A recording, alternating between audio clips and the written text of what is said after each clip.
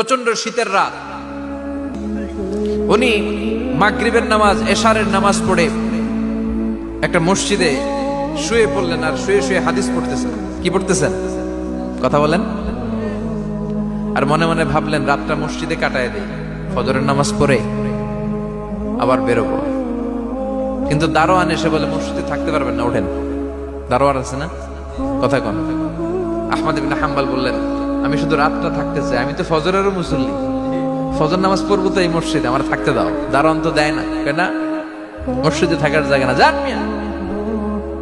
উনি যে আহমদ ইবনে হাম্বল এটা চিনে নাই, থাকতে দেয় না। কি করবে এখন? উনি কাঁথা গুছিয়ে হাদিসের কিতাব নিয়ে কাঁধের মধ্যে ব্যাগ নিয়ে মসজিদ থেকে বেরোয় গেলেন। কি আর করবে, প্রচন্ড শীত, আর কাঁপতেছেন বুড়ো মানুষ।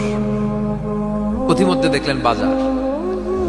বাজার একজন খাব্বাস, শাবুন খাব্বাস, যুবক রুটি বিক্রেতা। সে রুটি বিক্রি করে, চুলার মধ্যে রুটি সেকে।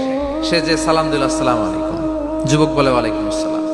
আহমদ ইবনে হাম্বল বলে যুবক আমার যাওয়ার জায়গা নেই, সফরে বেরিয়েছি, খুব শীতে কষ্ট পাচ্ছি, রাতে যদি তোমার এই চুলা থেকে একটু আগুন পোহাই কোনো সমস্যা?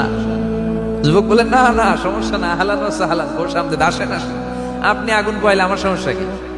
সুবহানাল্লাহ পড়েন।